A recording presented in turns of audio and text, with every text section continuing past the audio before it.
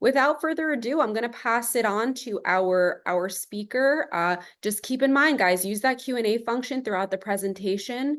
We're going to try to get to your questions throughout the presentation. If we don't, there'll be time at the end. And if we really don't get to your question, then Alan and his team have made themselves available to get in contact with them and answer your questions after this session.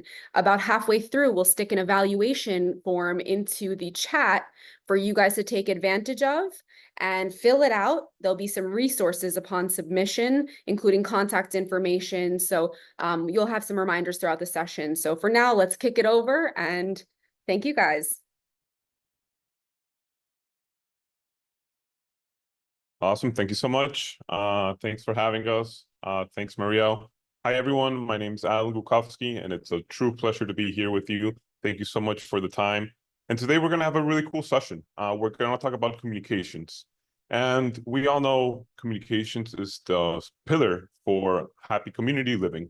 We have to be able to communicate with our residents. Residents have to be able to communicate amongst each other. Today's session is going to have a little bit of a twist. We're going to focus on technology and how technology can help you better communicate, and what are some of the best practices to leverage technology and be able to communicate online. So before we get started, I'd like to introduce myself. My name is Alan Gucovschi, and I'm one of the co-founders of ONR. We've been at ONR servicing associations, condos, and HOAs for about 6 years now. And we focus on technology that helps you better manage your community. It's more than just property management software. It really is about community management and making sure everyone is able to communicate with the right channels. That's why we feel we're in a really good position to help you guys out today, understand the different things and the different tools that are available to you. Needless to say, today is not an infomercial on ONR, and we will be focusing and talking generally about technology. If you have any questions after the session, or if you want to learn a little bit more about what ONR can do for you, we'd be happy to have a one-on-one meeting and be able to give you a full demo of our product. But basically what we do, just to close this out and start with the course, is we create time machines. We want to make it easy for you to save time and be able to do your job in a better way, in a more automated way. And like I said, we're going to be focusing today on communications. And this is a quote that I like a lot, because when strangers begin to act like neighbors, communities thrive. Alan, yes? Sorry to interrupt. Your screen isn't showing. Geez, okay. Thank you for letting me know about that. Let's try that again, folks. Looks good. Looks good. Jeff, can you see the screen? It looks good. Yeah, we see it. We see the when strangers start to act screen. Yeah, okay. All right, let's keep going. Let me know, folks. Put it in the chat if you don't see anything. I can happily do it a cappella, but I'm sure we have beautiful slides that can help me articulate points. The slides look great. Thanks, folks, for Yeah, letting we me know, have Marielle. attendees saying that they see it too, so we should be good. Beautiful, beautiful. So let's get into the meat of it. This is a 1-hour credit course. Everyone that's manager here in Florida will be getting credit towards your license. I will make sure to work with you to make sure we register that accordingly. Today's objectives are very straightforward. We have 5 main objectives. We're going to talk about why communications best practices matter. Why do we even care about this? We're going to talk about how poor communication affects community engagement, and how over-communicating or communicating in the wrong way or with the wrong format can actually hinder your efforts, not help them.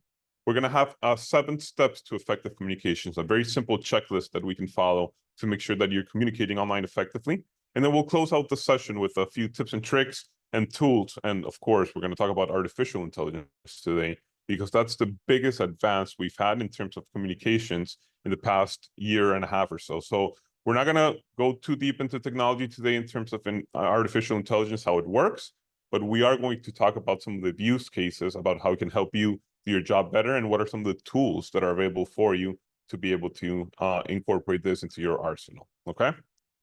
So we'll start with why communications best practices even matter. I always like to start with the why.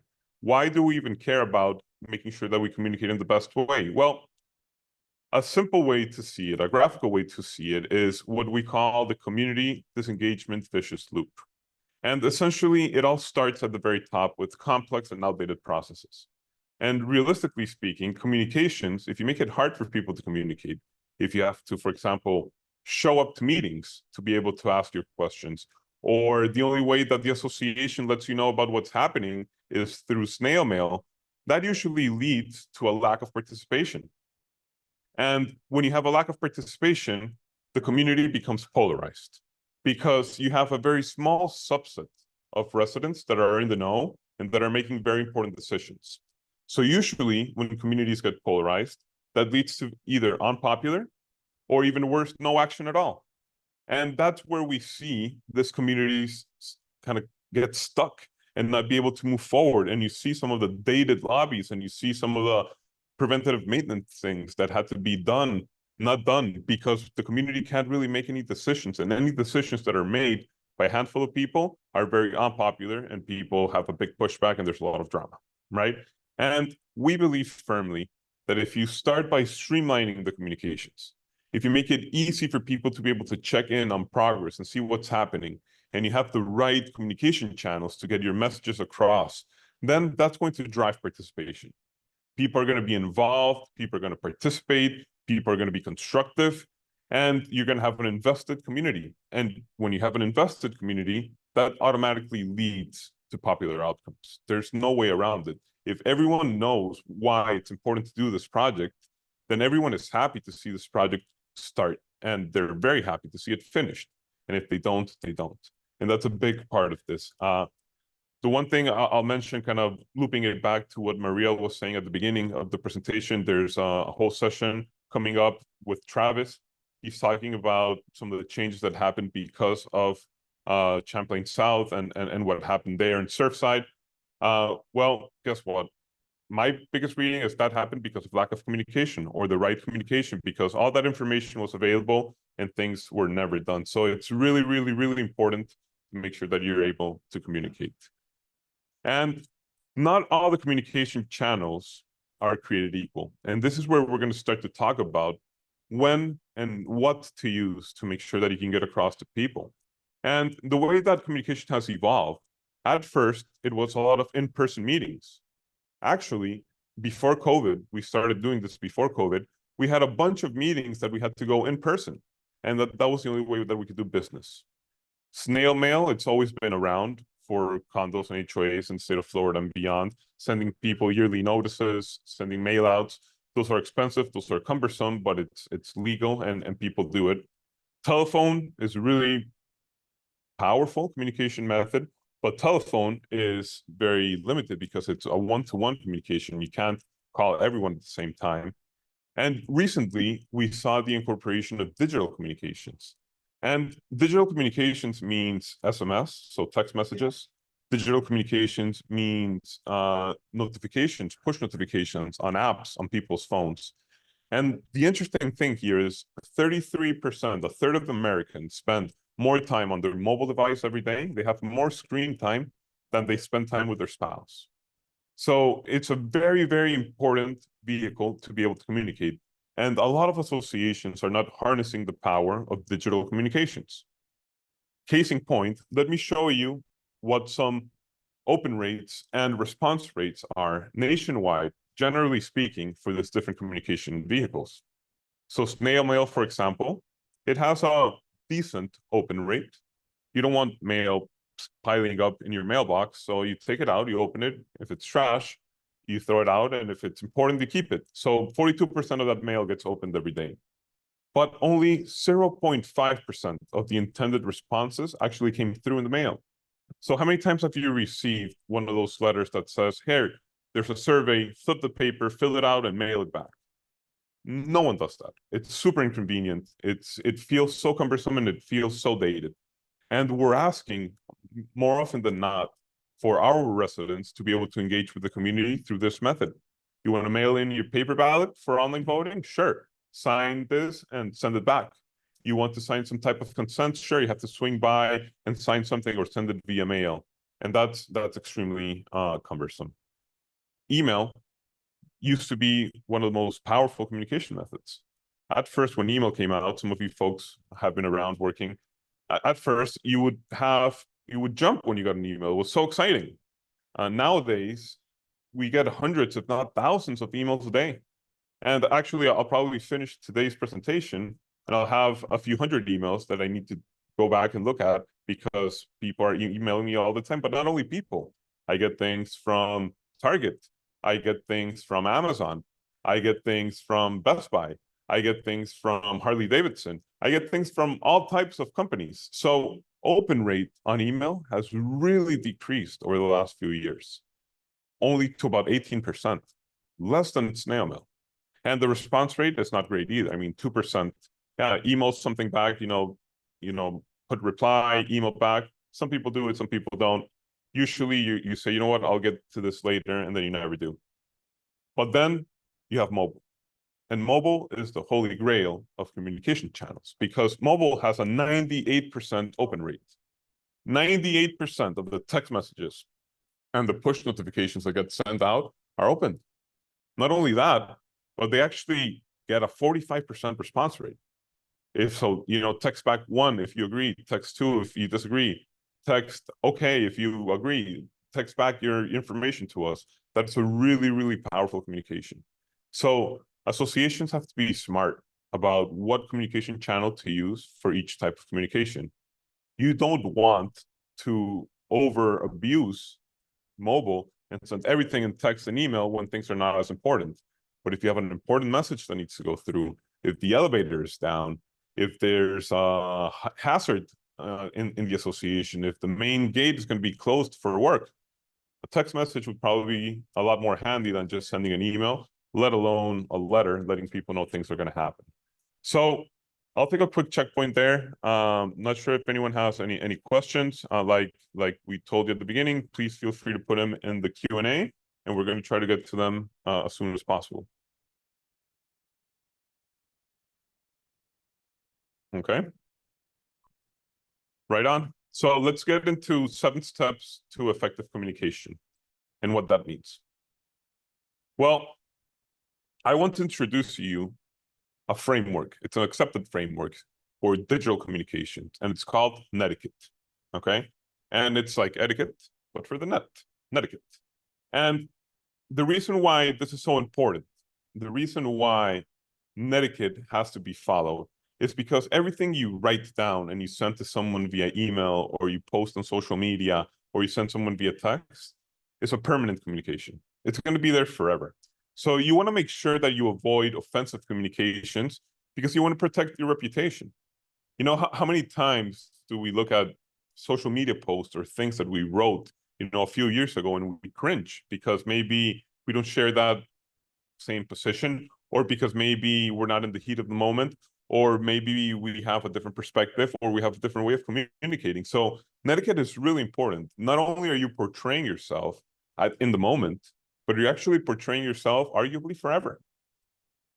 And in order to follow the appropriate Netiquette, the key here is to use clear and concise language. And think about the appropriate tone of voice, right? Because again, these communications are going to be there forever. So don't use technical terms or try to use them very sparingly. Stay away from different types of acronyms that might not make sense to someone that doesn't have the full context. So use full phrases if you can. Really be able to read it and don't need context of another communication to be able to make sure that you understand that communication. That is the most powerful thing. Also, take the time to break up these long blocks of text. If anyone gets something that's 20, 30 lines with no paragraphs and no real sentence structure, it's really, really tough to follow and read. Our mind is not designed to read in that perspective. And the rule of thumb, really, really important, no typos. There's no excuse. I'm going to take you through a few tools that you can use later on to make sure that you don't have to worry about too much in terms of typos if you're not an expert in grammar. But no typos are accepted because you have the ability nowadays to check yourself. There's auto check, grammar checks. There's a lot of things you can do along the way. Having a typo in an email shows that you are really not on top of your game, and I'm sure you folks are.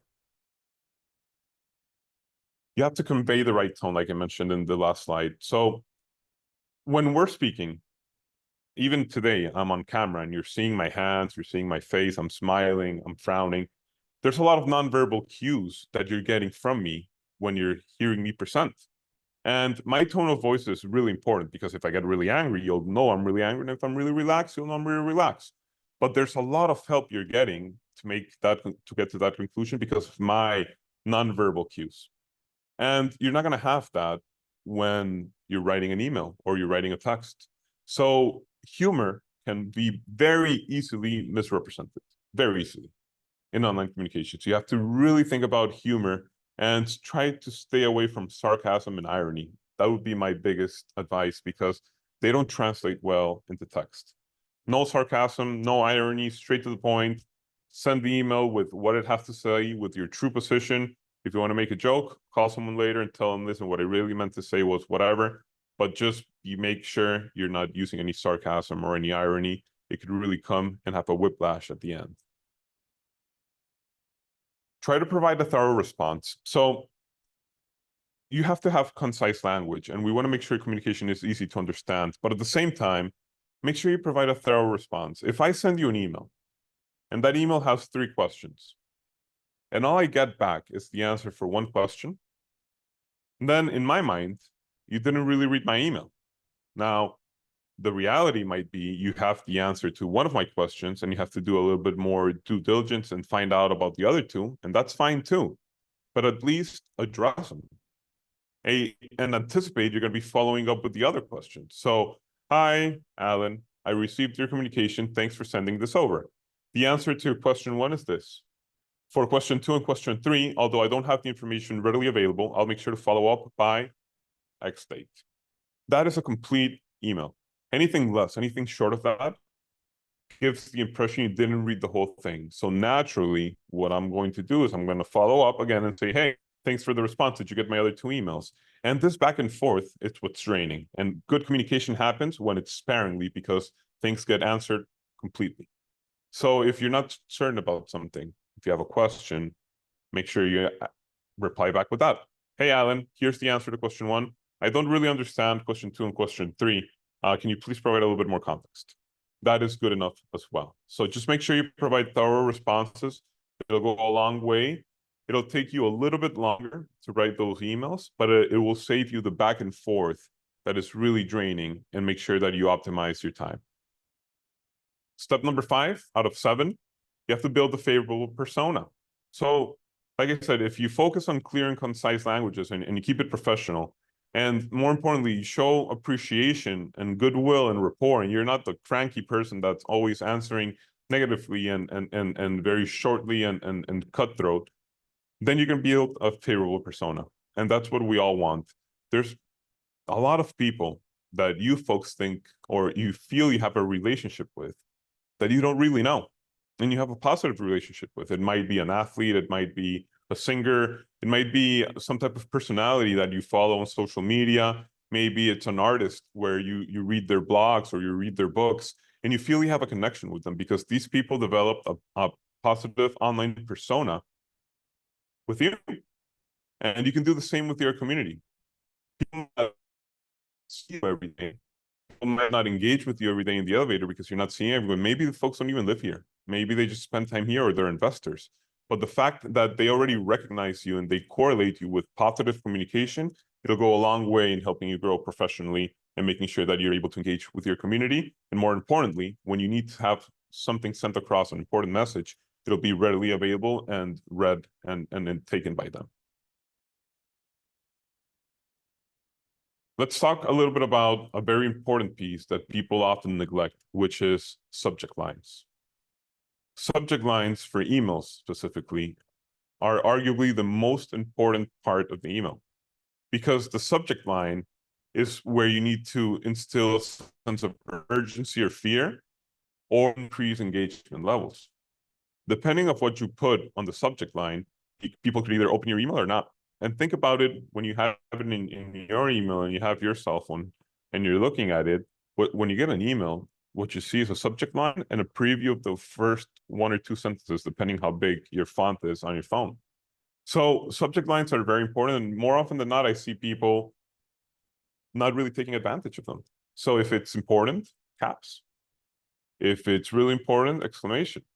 even consider writing urgent dash your subject line. Subject lines can be a very, very powerful way of setting your communication aside and apart from your other communications and other folks' communications. So make sure that you think about it. My suggestion is, what I do is I usually write the email first, and then I write the subject line, because the subject line comes from the text of the email. It should be a summary of the email of what I can expect from the email, and it should convey the level of urgency and importance that email has. Excuse me. Last point here, before we get into a few tips and tricks and a few other cool stuff, timing. So consider when you're sending out these messages. If something is urgent and you have to send it right away, send it out right away, needless to say. But there's ways for you to schedule communications. Maybe sending people things at 10 a.m. If you're, for example, managing a community, a young working community that people are mostly working professionals, maybe sending out communications for the association at 10 a.m. is not the best time, because maybe folks are busy doing something else. Maybe consider sending them at 5 p.m. or at 6 p.m.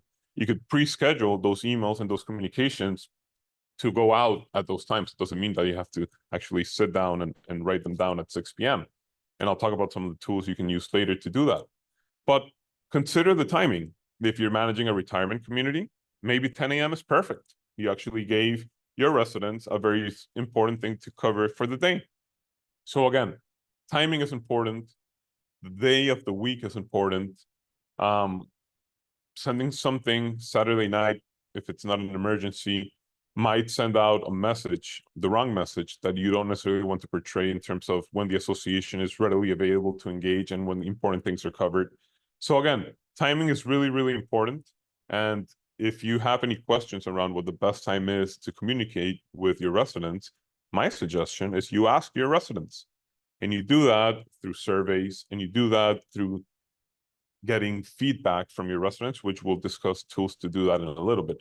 But if you don't know off the top of your head, what is the best time to send out a communication that's not urgent, a communication that's important to your residents, I strongly encourage you to start surveying it out, because timing does matter and it's really, really important. Awesome. So this takes us to the end of this section. We'll take another quick checkpoint here. Let's see if we have anything here. Okay. Oops, water. Let's get into some tips and tricks. And then finally, we'll get into some tools that you guys can leverage that we put together for you so you can see. So one of my tips, and this is not generally for communication in general, but more specifically for associations, keep communications transparent, right? So transparency is a very powerful word, and it often gets thrown around in the context of people hiding things from other people. Usually there's people that say that the board is not being transparent because they don't have access to whatever information. The reality is that more often than not, information is readily available for the residents. That's at least my experience. There's been very little or very few times where I've seen the relevant information not being available. The problem is it's spread out and it's all over the place. And sometimes it's an attachment to an email. Sometimes it's uploaded in some resident portal somewhere. Sometimes it's available in the office for people to come in. And it's very important for people to have clear understanding of updates that are important to them, especially timelines, decisions, not only the decisions that were made but why they were made.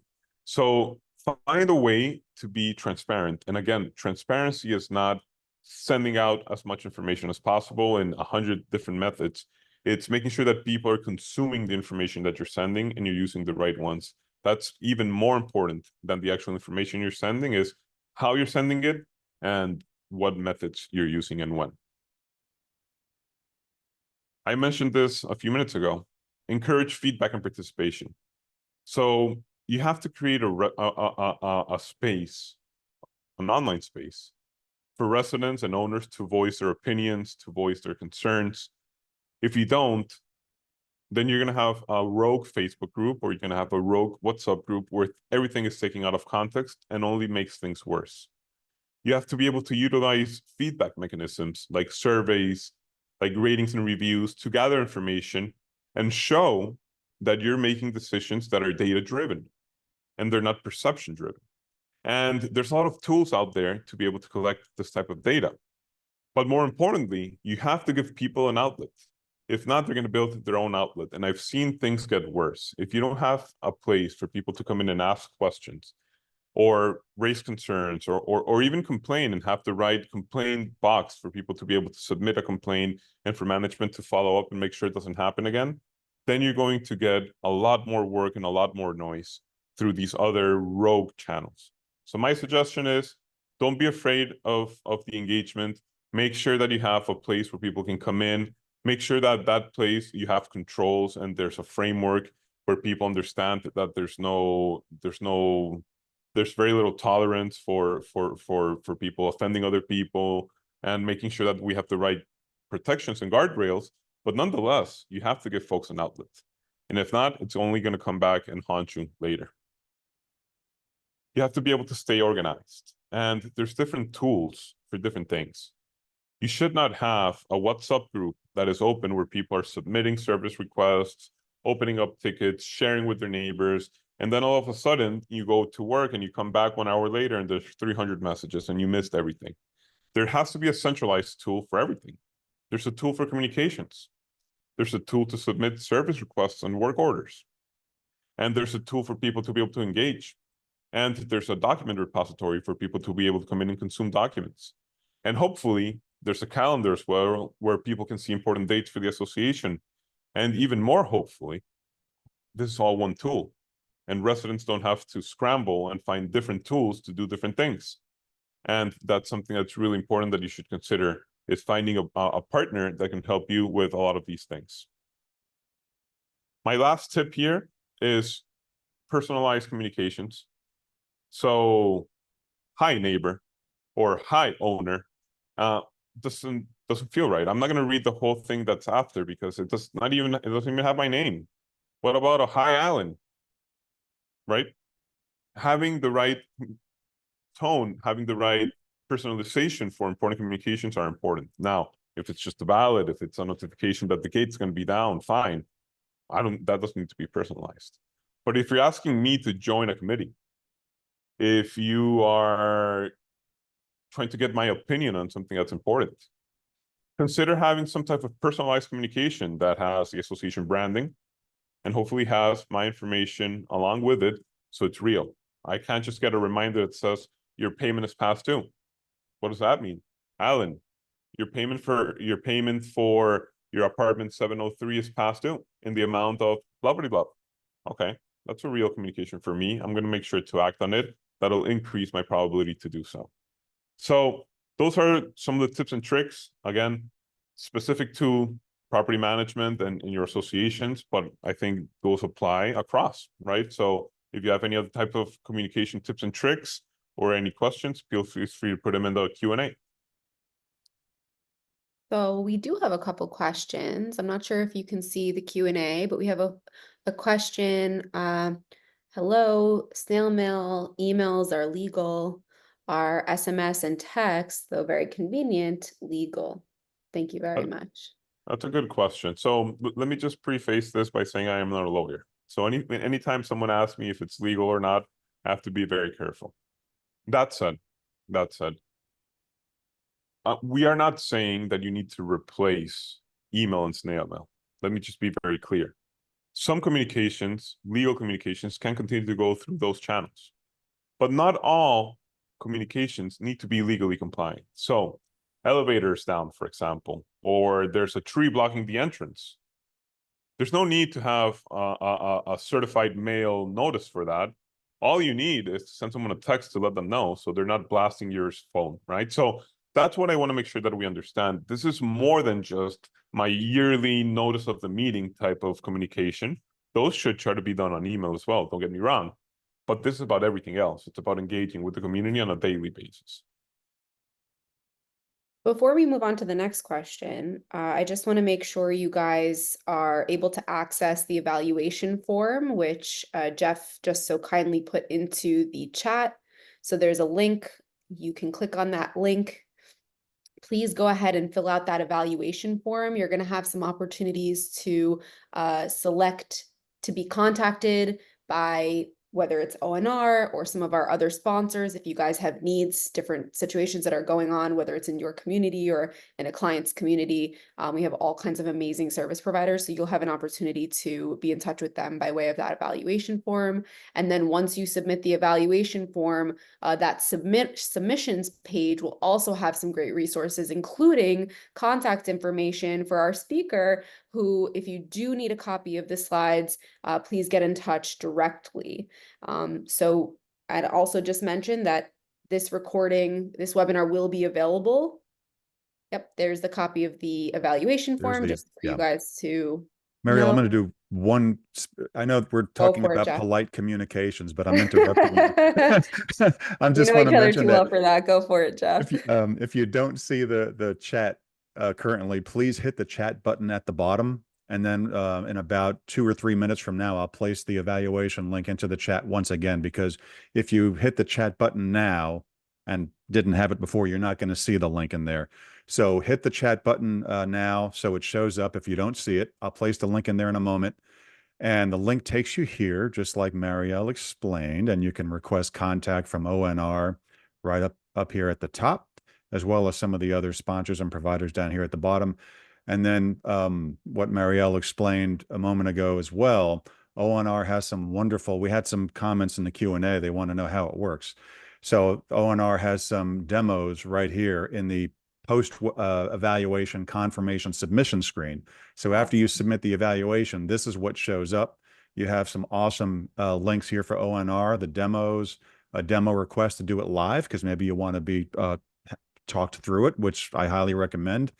And then you can contact Alan here, ONR's website here, as well as some of the other things we have coming up. I'll go over that again a little bit later.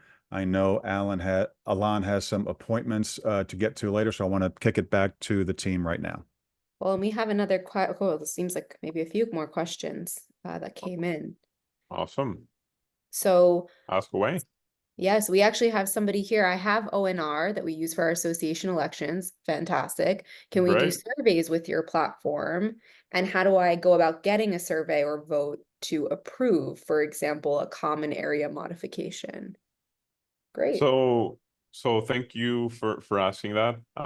Glad to see that we have some of the family already here in the crowd. You can absolutely use ONR for surveys as well. We actually encourage all of our associations to use it because it's included with all of our subscriptions, number one.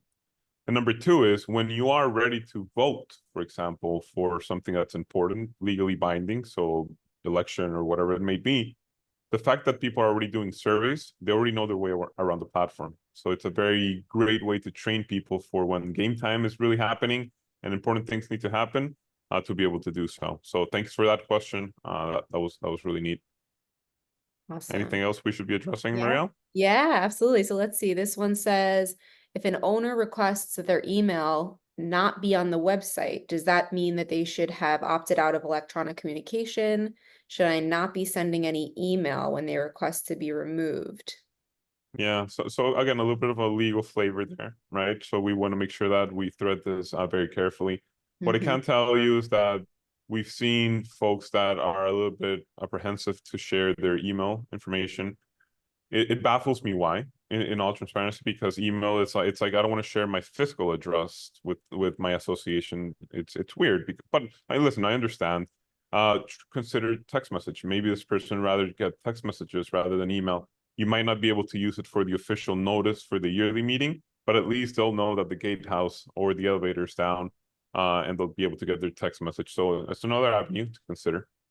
It's interesting. I'm curious if the owner, this is just me, I'm not sure. Does the owner have to provide some sort of communication method in case of an emergency and things like that? You would think so, right? Yeah, I would think so. You would think so nowadays, but listen, it's we have to make sure that we can service different types of people with different levels of comfort around technology. And in my belief is the more vehicles of communication you have available, the bigger opportunity you have to make sure you can service everyone. If some people still want to have, snail mail, it is what it is. Sure. Awesome. Okay, great. All right, let and me come. You have one more?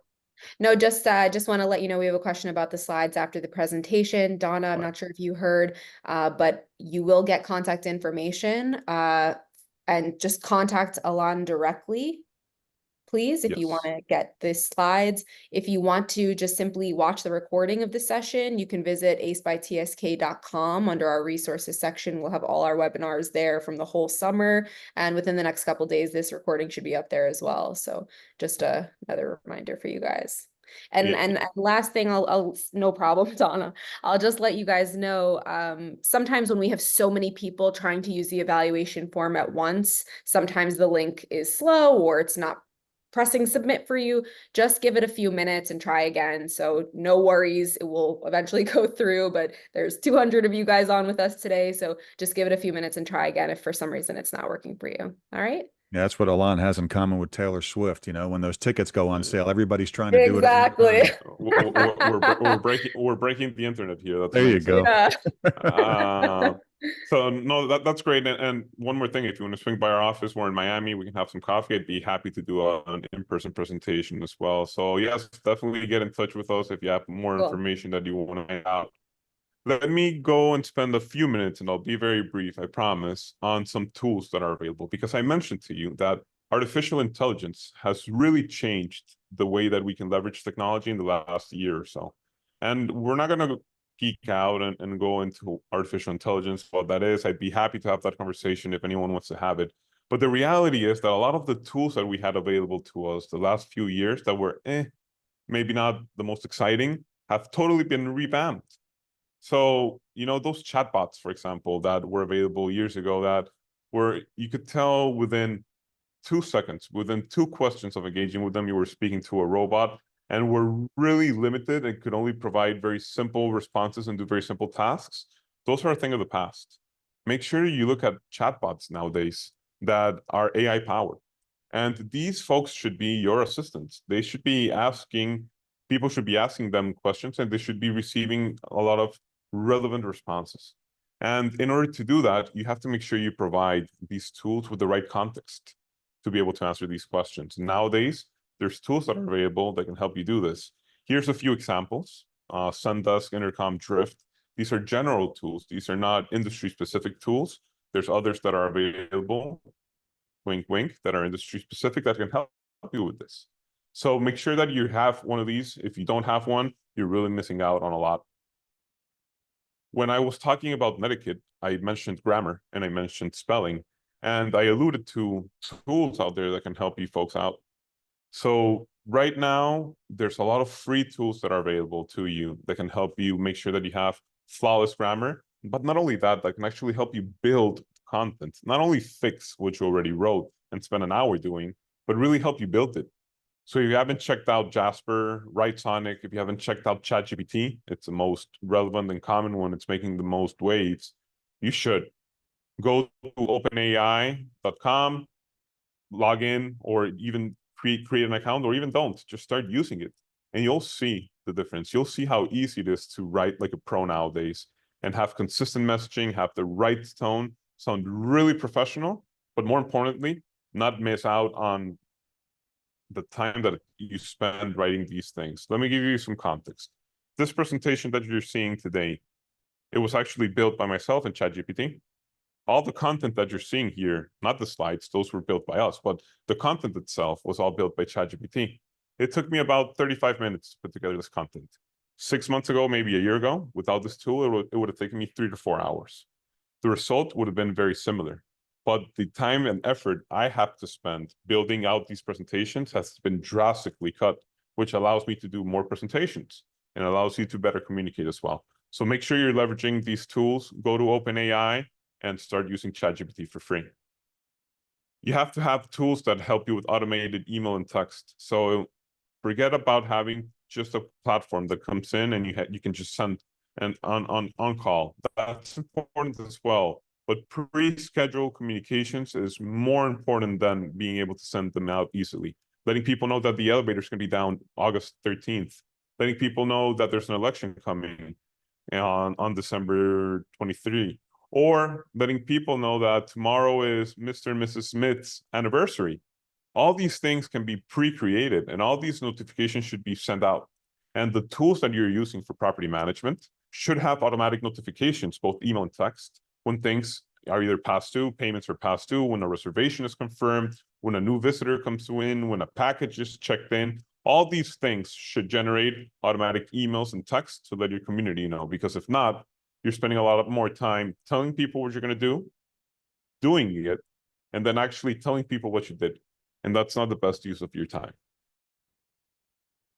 You have to have weekly report platforms. So finding a way to be able to show information graphically is going to go a long way in making sure that people are informed. So if you don't have visuals, there's a lot of free tools out there.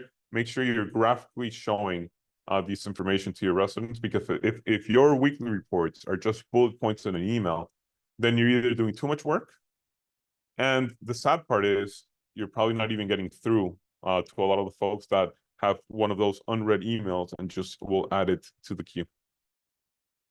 And then finally, last important tools, and again, we'll share this presentation with you so you'll have access to see all these tools and details and suggestions.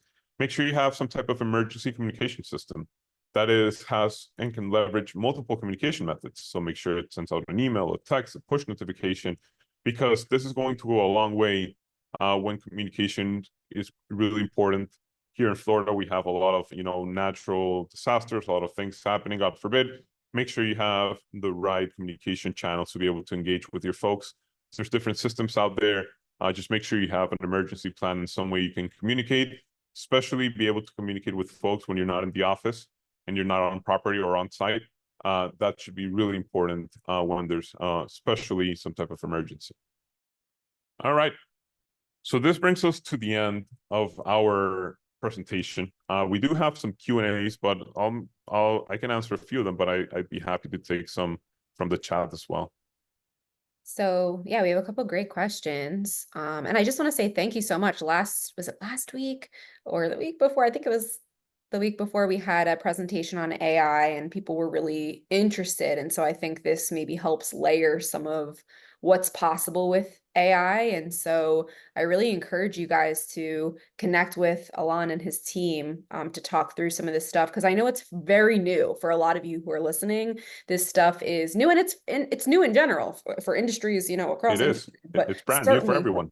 Yeah, certainly for our industry. And so when you find somebody that really has a deep understanding of this and can help put those pieces together and help you build a technology stack that is cohesive and savvy for what you need, I just encourage you guys to connect and learn a little bit more about how you can take advantage of that, especially some of these free tools. I mean, it seems like a no-brainer. So I'll tell you this, Maria, if there's ever been an industry that has the highest propensity to benefit from artificial intelligence, is property management. I mean, most of the things that we do, we can train some type of tool to help us cut those dramatically. And what that leads to is you're going to have more time to invest in your community and be able to build those relationships and get people to give you feedback and things that we want to do. We go out and walk and see what's going on, because you don't have to sit down and write this email for 3 hours and then, try to figure out if it sounds good or not, Yeah, absolutely. Or in the case of an emergency, you have that tool at your disposal, and you're not kind of stuck with, no way to get in touch with who needs that information. So we have also another question about the electronic voting. So does ONR include electronic voting consistent with Florida statute? If so, can a member consent to electronic voting via email alone for HOA? So I'll answer the first part, and then the second part I'll deflect. Here's the answer. The answer is yes, we do provide online voting. It's legally compliant for the state of Florida. We've done more than 1,000 votes for condos and HOAs in the past 4 years without anyone contesting any single one of those votes. So absolutely. Can someone consent via email or not? Listen, there's different interpretations. I've seen lawyers slice it different ways. Our tool, however, includes a legally compliant way for people to opt in as well. So not only is the tool good enough to vote, but you can actually collect consents for online voting and everything else. So waiver to use the gym, waiver to invite a guest over to use the pool deck. Whatever your association needs to collect consents for, it can be done through a tool like ours. Excellent. So here's another one. We're a small 64-unit HOA community. We contract with a management company. They have a poorly designed web portal. We've heard this before, which lacks any communication between members. Do you have any suggestions on a platform we could use for communication between members? Can you help them with that? Yeah, so I'll be a little biased here. I strongly encourage you to reach out and look at ONR. We were built from the resident out, not the property manager in. And it's a very different perspective because we have the residents at the center of all of our workflows, and you're going to have a great experience. That said, I will mention one more thing, which is there's value for the association itself to have its own portal, regardless of who the management company is, because it provides continuity and it provides the association with the ability to control a lot of these systems. If you're a property management company that's looking to provide better technology stack for your residents and be able to compete with some of the larger players that have their own software, there's an opportunity to partner up with folks like us as well. So if you're an association, you're a management company, there's no need to have dated software. The one thing I will tell you is don't go out and build it on your own. The son of one of the board members is a web developer and he's off of school, for the next 3 months, and he's going to build a website for us. Don't. You're gonna waste your money. As soon as they're back, it's gonna be dated in 2 months. So just go find a platform like ONR. There's others out there. I like mine the best, but I'm biased. But just make sure you look around and you find a platform that's evolving, that people are building and a lot of people are using. You're gonna get the best out of it. Excellent. Thank you. Let's see. Have you integrated all of these suggested AI platforms into the ONR software for ease and congruency, or do you suggest they be used separately? That's a great question. So if you're not going to use anything, use them separately. I'll tell you that much, right? Needless to say, because if not, you're missing out. I couldn't do it during the presentation, but I can now because the course is officially finished. All those things that I mentioned today are incorporated within ONR. Wow. Or are in the process of being incorporated within ONR, right? So we for example, announced the release of our own AI called ONI last week, and it's actually powered by ChatGPT, but it's a lot more powerful because it has all the context of your association. It knows how many service requests were open. It knows how many people opened up the emails. It knows how many reservations were made for a particular amenity. So it's a lot more powerful. It knows your rules and regulations. So it has a lot more context. But if you're not going to use one that's all incorporated already, at the very least, have the ability to have these tools that are standalone, because if not, you're going to be doing a lot of work yourself manually. That's pretty incredible. I know this, presentation is about communication, but I imagine that you would be able to aggregate quite a bit of data and insights based on that We do. information. We're in a very lucky position. We integrate with the accounting platforms. We're able to perceive the Amazing. accounting information as well. So yeah, it's Incredible. context is really important, and having the right tool for the right job is really important. But needless to say, have some type of tool. If it's not the right hammer, at least have a hammer and don't chip away by hand, because if not, you're not going anywhere. Yeah, very true. Excellent. Let's see. Does your application send voicemail blasts? It doesn't at this point. That's part of our roadmap. It does not at this point. At this point, it's email, text, and in-app notifications, like I mentioned. Okay, very cool. Can you have a better explanation for AI connected to our property management app? Is this possible AI can replace various questions? I'm sorry. Is it possible AI can reply to various questions from condo owners? Yes, so having a chatbot that replies to questions is certainly one of the use cases, but it's not the only use case. It's important, don't get me wrong, but there's other things. So we believe that a lot of the power of AI can be harnessed on the manager side and making the manager's job easy. So a violation, for example, can be built very quickly. A weekly report can be easily created. It's these type of workflows that are really going to save you a lot of time. Of course, residents will be able to ask questions and they'll be able to get information in real time, not have to wait till the office is open. But that's just the tip of the iceberg. Where AI is going to have a lot of power, is going to be changing the way property managers interact with their communities and what it means to be a property manager. Fantastic, thank you. And this is really our last, I spoke too soon, almost too soon. Does your product replace building link? Straightforward answer, yes. And please reach out. There you We're go. happy to schedule a demo. Perfect.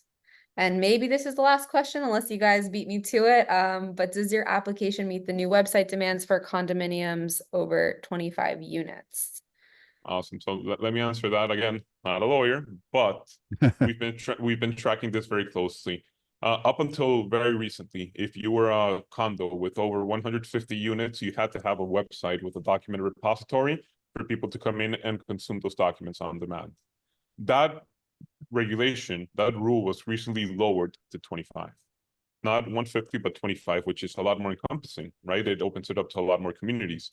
Our application helps you meet those requirements and will give you a lot more. So if you're looking to find a way to comply with this new requirement that came out, I believe people have to be in compliance by next year. Please reach out to us and you'll find that and a lot more that we can offer your community. Amazing. Thank you so much. Those are great answers. Jeff. No, it's wonderful stuff. I feel like I'm looking into a mirror, although Alan is a lot better looking than I am. But with the whole prefacing his responses with "I'm not an attorney," you know. I But was gonna say. I love it. I Careful love here, it. huh? You have to be careful, yeah. Yeah, you really do need to be careful, especially with the interpretation stuff. If you do have any questions about that, be sure to contact your association counsel. They can help guide you along the way there. And Alan, I know you have to run. So before I go over the evaluation process one more time for everybody and do it more slowly, because I know I rushed through it a couple of times, please please give everybody some parting words and the best way to contact you and ONR should anybody have any questions beyond the scope of what's on the evaluation confirmation screen. Absolutely. So I'll take another minute here to thank you folks for having me. It's been a pleasure. Thank you everyone that connected and listened to me for about an hour.